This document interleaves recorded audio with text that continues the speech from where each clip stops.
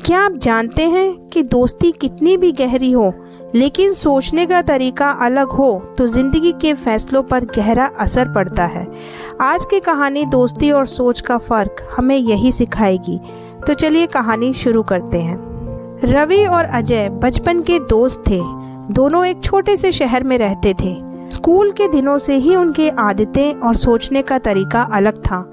रवि समझदार और सोच समझकर पैसे खर्च करने वाला लड़का था। वह हमेशा अपनी ज़रूरतों और इच्छा में फ़र्क करता था। दूसरी तरफ अजय को पैसे बचाना बेकार लगता था। वह हर महीने अपनी पूरी तनख्वाह महंगे कपड़े, पार्टियों और दोस्तों के साथ घूमने फिरने में उड़ा देता था। समय बीता और दोनों की शादियां हो गई। कुछ समय बाद दोनों ने सोचा कि अब उनका अपना घर होना चाहिए। रवि ने अपनी पत्नी के साथ मिलकर सालों से थोड़े थोड़े पैसे बचाए थे। उसने एक छोटा लेकिन आरामदायक फ्लैट खरीदा, जिसमें उसके परिवार के लिए सारी ज़रूरी सुविधाएं थी। घर छोटा था लेकिन वहाँ सुकून था। दूसरी ओर अजय ने भी बड़ा और शानदार घर लेने का सपना देखा, लेकिन उसके पास बचत नहीं थी। उसने बिना सोचे समझे बड़ा लोन लिया और महंगा घर बुक करवा दिया। शुरू में वह खुश था कि उसका घर रवि के घर से ज़्यादा बड़ा और शानदार होगा। फिर आया मुश्किलों का दौर। रवि अपने घर में खुशी खुशी रहने लगा। उसका परिवार संतोष से भरा था। उन्होंने अपनी ज़रूरतों के हिसाब से जीवन जीना सीख लिया था।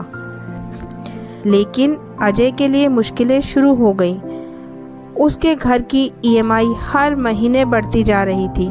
उसके बाकी खर्च पूरे नहीं हो रहे थे। घर में रोज़ रोज़ पैसों को लेकर झगड़े होने लगे। उसकी पत्नी नाराज़ रहती और अजय तनाव में जीने लगा। एक दिन अजय ने रवि से अपनी परेशानी साझा की। उसने कहा, रवि, मैं क्या करूं?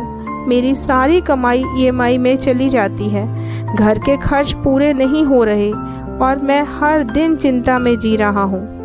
रवि ने मुस्कुराते हुए कहा, अजय, सपने देखना अच्छी बात है, लेकिन उन्हें पूरा करने के लिए सही योजना बनानी जरूरी होती है। मैंने सालों तक छोटी छोटी बचत की, तभी मैं अपने घर का मालिक बन सका।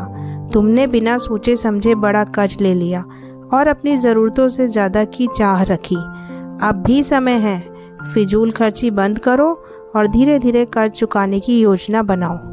अजय ने रवि की बात मानी और अपनी आदतों में बदलाव किया।